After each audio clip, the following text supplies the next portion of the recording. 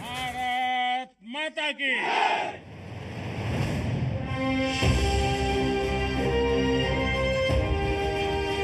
मेरा भी मन करता है कि मैं दिवाली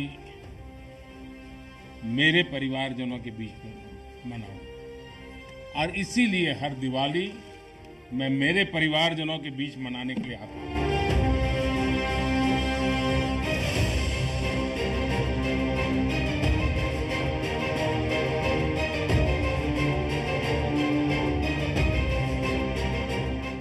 વર્ષ 2014માં પ્રધાનમંત્રી બન્યા બાદ જવાનો સાથે પીએમ મોદીની આ 8મી દિવાળી છે।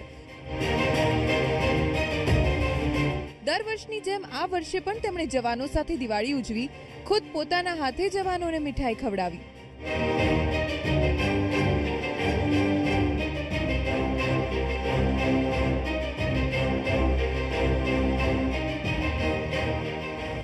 પીએમ મોદીના હાથે મીઠાઈ ખાઈને જવાનો પણ ખુશ જોવા મળ્યા। જવાનો માટે આનાથી બીજી મોટી વાત શું હોઈ શકે કે ખુદ દેશના પ્રધાનમંત્રી તેમનું મોઢું મીઠું કરાવતા હોય। हर किसी का मन करता है कि दिवाली अपने परिवार के लोगों के बीच में मनाए। मेरा भी मन करता है कि मैं दिवाली मेरे परिवारजनों के बीच में मनाऊं और इसीलिए हर दिवाली मैं मेरे परिवारजनों के बीच मनाने के लिए आता हूं, क्योंकि आप मेरे परिवारजन हैं, मैं आपका परिवार का साथी हूं। तो मैं यहाँ प्रधानमंत्री के रूप में नहीं आया हूं, मैं आपके परिवार के एक सदस्य के रूप में आया हूं। आप सभी के बीच आना, जो भाव अपने परिवार के बीच जाकर के होता है, वही भाव मेरे मन में होता है। દિવાળીના પર્વ પર પીએમ મોદી જમ્મુ કાશ્મીરના નૌશેરા સેક્ટર પહોંચ્યા। એ જ નૌશેરા સેક્ટર જે પાકિસ્તાનની ઘૂસણખોરીને નાકામ કરવામાં મહત્વની ભૂમિકા ભજવી રહ્યું છે। આ જ કારણે અહીંના જવાનોને નૌશેરાના શેર કહેવાય છે। भारत माता की।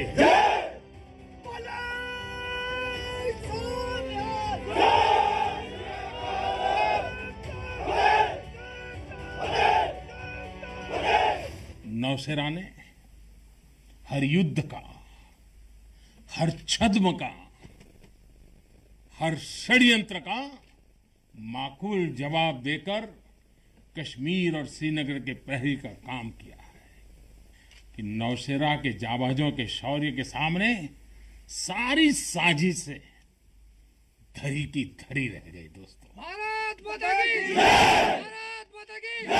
भारत माता की जय! भारतीय सेना की ताकत क्या होती है, इसका एहसास दुश्मन को शुरुआत के दिनों में ही लग गया था। પીએમ મોદીએ પીઓકેમાં સર્જિકલ સ્ટ્રાઇકનો પણ ઉલ્લેખ કર્યો। તેમણે કહ્યું કે નૌશેરાના જવાનોએ જ આતંકીઓને ધૂળ ચટાડી હતી। सर्जिकल स्ट्राइक में यहाँ की ब्रिगेड ने जो भूमिका निभाई, वो हर देशवासी को गौरव से भर देता है और वो दिन तो मैं हमेशा याद रखूंगा, क्योंकि मैं कुछ तय किया था सूर्यास्त के पहले कि सब लोग लौट करके आ जाने चाहिए, और मैं हर पल फोन की घंटी पर टिकटिका के बैठा हुआ था कि आखिर से आखिर मेरा जवान पहुंच गया क्या, और कोई भी नुकसान किए बिना ये मेरे वीर जवान लौट करके आ गए, पराक्रम करके आ गए, सिद्धि प्राप्त करके आ गए। જવાનો સાથે વાતચીત દરમિયાન પીએમ મોદીએ એક મહત્વની જાણકારી આપી। તેમણે કહ્યું, પહેલા જવાનો માટે જે હથિયારો ખરીદાતા તેના માટે અન્ય દેશ પર નિર્ભર રહેવું પડતું, પણ હવે ભારત આત્મનિર્ભર બન્યું છે। ફાઇટર જેટ હોય કે ટેન્ક, તમામ હથિયારો દેશમાં જ બનતા થયા છે। पहले हमारे देश में सेना से जुड़े संसाधनों के लिए ये मान लिया गया था कि हमें जो कुछ भी मिलेगा विदेशों से ही मिलेगा। डिफेंस सेक्टर में आत्मनिर्भरता का संकल्प उन पुरानी स्थितियों को बदलने का एक सशक्त मार्ग है। देश के रक्षा खर्च के लिए जो बजट होता है, अब उसका करीब 65% देश के भीतर ही खरीदी पर खर्च हो रहा है। हमारे देश ये सब कर सकता है, करके दिखाया है। एक अभूतपूर्व कदम उठाते हुए अब भारत ने ये भी तय किया है कि 200 से ज्यादा साजो सामान और उपकरण अब देश के भीतर ही खरीदे जाएंगे।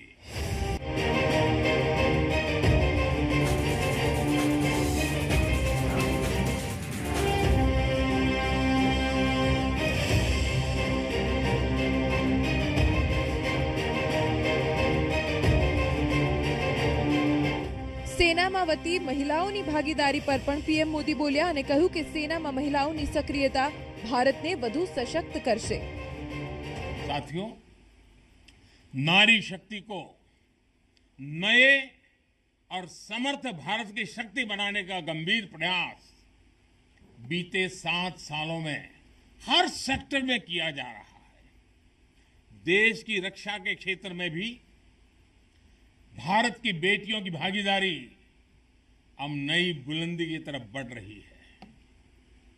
नेवी और एयरफोर्स में अग्रिम मोर्चों पर तैनाती के बाद अब आर्मी में भी महिलाओं की भूमिका का विस्तार हो रहा है।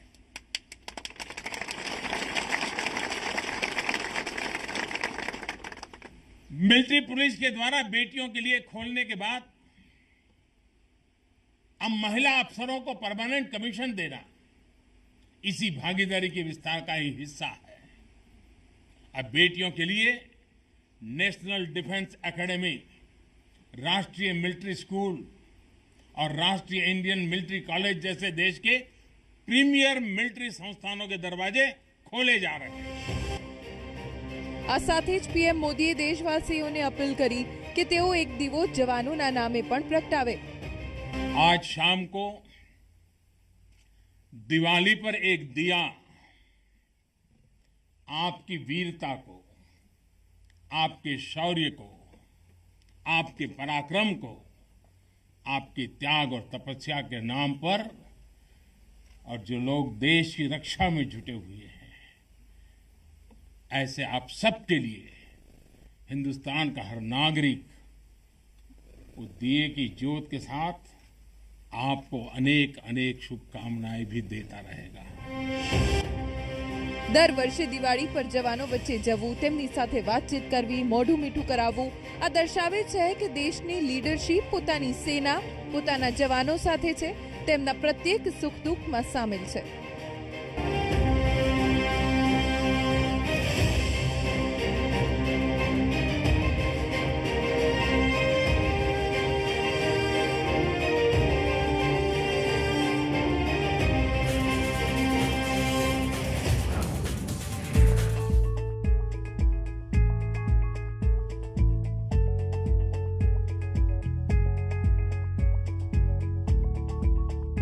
આજે દેશ મનાવી રહ્યું છે દિવાળીનો પર્વ, ત્યારે સરહદ પર પણ જોવા મળ્યા દિવાળીના રંગ। એલઓસી પર ભારતીય જવાનો દિવાળીનો પર્વ ઉજવી રહ્યા છે। આ દ્રશ્યો જમ્મુ કાશ્મીરના કુપવાડા સેક્ટરના ટીટવાલ બ્રિજના છે। સામે પાર પાકિસ્તાન છે, જ્યારે આ પાર ભારત। અહીં ભારતીય જવાનોએ પાકિસ્તાની રેન્જર્સને મીઠાઈ ભેટ આપી દિવાળીની શુભેચ્છા પાઠવી। સામે પાકિસ્તાનના સૈનિકોએ પણ ભારતીય જવાનોને મીઠાઈ આપી દિવાળીની શુભકામના આપી। તો કારગિલ, લદ્દાખ અને સિયાચીનના ગ્લેશિયર પર -60 ડિગ્રી તાપમાનમાં ફરજ બજાવતા જવાનોએ દિવાળી પર દેશવાસીઓને સંદેશો આપ્યો। देशवासियों को दीपावली की हार्दिक शुभकामनाएं देता हूं। हम सियाचिन के -60 डिग्री जैसे सर्द तापमान में भी आपकी रक्षा के लिए तत्पर हैं। चुशोल पर तैनात सैनिक सभी देशवासियों व उनके परिवारों को तहे दिल से दीपावली की हार्दिक शुभकामनाएं देता हूँ। सभी देशवासियों को लाइन ऑफ कंट्रोल सीमाओं पर तैनात सैनिकों की तरफ से दीपावली की हार्दिक शुभकामनाएं। हम आशा करते हैं कि दीपावली का त्योहार आपके घर में भरपूर खुशियां व लक्ष्मी गणेश जी का आशीर्वाद लाएगा। આ તરફ અટારી બોર્ડર ઉપર પણ ભારતના જવાનો અને પાકિસ્તાનના જવાનોએ એકબીજાને મીઠાઈ વહેંચીને દિવાળીની શુભકામના પાઠવી.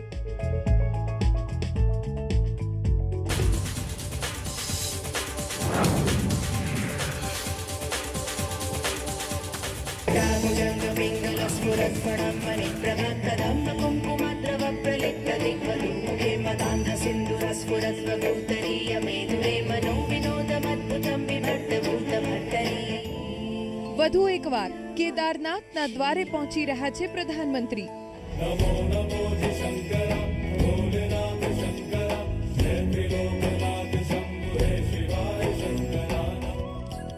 આવતીકાલે કેદારનાથને પીએમ મોદી આપશે કરોડોની ભેટ. જય જય કેદાર, જય જય કેદાર, જય જય બાબા ભોલે. પીએમ મોદીના સ્વાગત માટે કેદારનાથ મંદિરમાં કેવી ભવ્ય તૈયારીઓ ચાલી રહી છે તેની આ તસવીરો પુરાવો છે. પીએમ મોદીના પ્રવાસને લઈને કેવી તૈયારીઓ છે તેનું નિરીક્ષણ કરવા ઉત્તરાખંડના મુખ્યમંત્રી પુષ્કરસિંહ ધામી પહોંચ્યા. આવતીકાલે પીએમ મોદી કેદારનાથ પહોંચી રહ્યા છે અને આની પાછળ કારણ છે તેમનો એ સંકલ્પ જે અંદાજે 4 વર્ષ પહેલા તેમણે કેદારનાથમાં લીધો હતો. કેદારનાથ ધામમાં પીએમ મોદી આદિગુરુ શંકરાચાર્યના સમાધિ સ્થળે જશે. અહીં આદિ શંકરાચાર્યની પ્રતિમાનું અનાવરણ કરશે. આ તસવીર આદિ શંકરાચાર્યની એ પ્રતિમાની છે જેનું પીએમ મોદી અનાવરણ કરશે. પ્રધાનમંત્રીનો આ પ્રવાસ કેટલો ખાસ હશે તે સમજવા માટે જ્યારે તેઓ ઉદ્ઘાટન કરશે ત્યારે મલ્લિકાર્જુન જ્યોતિર્લિંગ પર કેન્દ્રીય મંત્રી જી કિશન રેડ્ડી હાજર રહેશે. મહાકાલેશ્વર જ્યોતિર્લિંગ પર મધ્યપ્રદેશના સીએમ શિવરાજ સિંહ, વિશ્વનાથ જ્યોતિર્લિંગ પર ઉત્તર પ્રદેશના મુખ્યમંત્રી યોગી આદિત્યનાથ, ઓમકારેશ્વર જ્યોતિર્લિંગ પર ભાજપના મહાસચિવ કૈલાશ વિજયવર્ગીય, નાગરેશ્વર જ્યોતિર્લિંગ પર ગુજરાતના મુખ્યમંત્રી ભૂપેન્દ્ર પટેલ હાજર રહેશે. આ રીતે 12 જ્યોતિર્લિંગ પર ભાજપના તમામ દિગ્ગજ નેતાઓ હાજર રહેશે. ઉપરાંત પીએમ મોદીનું સંબોધન 87 મંદિરની એલઈડી સ્ક્રીન પર પ્રસારિત થશે. આ અવસરે પીએમ મોદી કેદારનાથ ધામમાં 180 કરોડના ખર્ચે બનનાર અનેક પ્રોજેક્ટ્સનું શિલાન્યાસ પણ કરશે, જેમાં સંગમ ઘાટનું પુનઃનિર્માણ, પ્રાથમિક ઉપચાર કેન્દ્ર, પર્યટન સુવિધા કેન્દ્ર, પ્રશાસનિક કાર્યાલય, 2 ગેસ્ટ હાઉસ, હોસ્પિટલ અને પોલીસ સ્ટેશન જેવી સુવિધાઓ સામેલ છે. જય જય કેદાર, જય જય કેદાર, જય જય બાબા ભોલે, જય જય બાબા ભોલે. વર્ષ 2017માં 2 વાર, 2018 અને 2019માં એક વાર એમ કુલ મળીને પીએમ મોદી અત્યાર સુધી 4 વખત કેદારનાથના દર્શન કરી ચૂક્યા છે. આવતીકાલે 5મી વાર તેઓ બાબા કેદારનાથના દ્વારે પહોંચશે.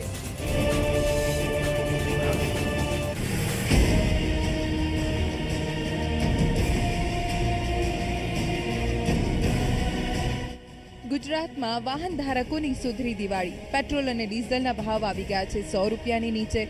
કેન્દ્ર સરકારે પેટ્રોલ અને ડીઝલની એક્સાઇઝ ડ્યુટીમાં ઘટાડો કરી રાજ્ય સરકારને વેટ ઘટાડવા અપીલ કરી. આજે ગુજરાત સરકારે પેટ્રોલ પર વેટનો દર ઘટાડીને 13 રૂપિયા 7 પૈસા કર્યો, જ્યારે ડીઝલ પર વેટનો દર ઘટાડીને 14 રૂપિયા 9 પૈસા કર્યો. આ સાથે જ અમદાવાદમાં પ્રતિ લીટર પેટ્રોલનો ભાવ 95 રૂપિયા 13 પૈસા પર પહોંચ્યો, જ્યારે ડીઝલનો ભાવ પ્રતિ લીટર 89 રૂપિયા 12 પૈસા પર પહોંચ્યો. તો સુરત અને રાજકોટમાં પણ પેટ્રોલના ભાવ 95 રૂપિયાની આસપાસ છે, જ્યારે ડીઝલનો ભાવ 88 રૂપિયાની આસપાસ છે. તો પાડોશી રાજ્ય મધ્યપ્રદેશની शिवराज सरकारे પણ વેટ ઘટાડી जनता ने राहत આપી. जनता को महंगाई से राहत देने के लिए मध्य प्रदेश सरकार ने भी पेट्रोल और डीजल पर वैट में 4% कटौती करने का फैसला किया है. एक्साइज ड्यूटी ઘટાડવાના સરકારના નિર્ણય પર પ્રિયંકા ગાંધીએ પલટવાર કર્યો.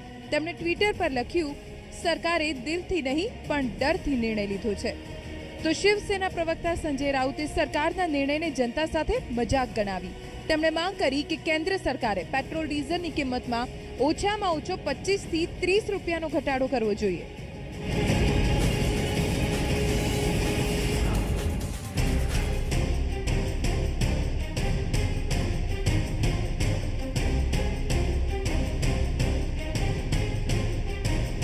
ઉત્તર પ્રદેશનું કાનપુર, જેના આરોગ્ય વિભાગમાં દિવાળીના પર્વ પર પણ દોડધામ મચી અને તેની પાછળનું કારણ છે ઝીકા વાયરસ.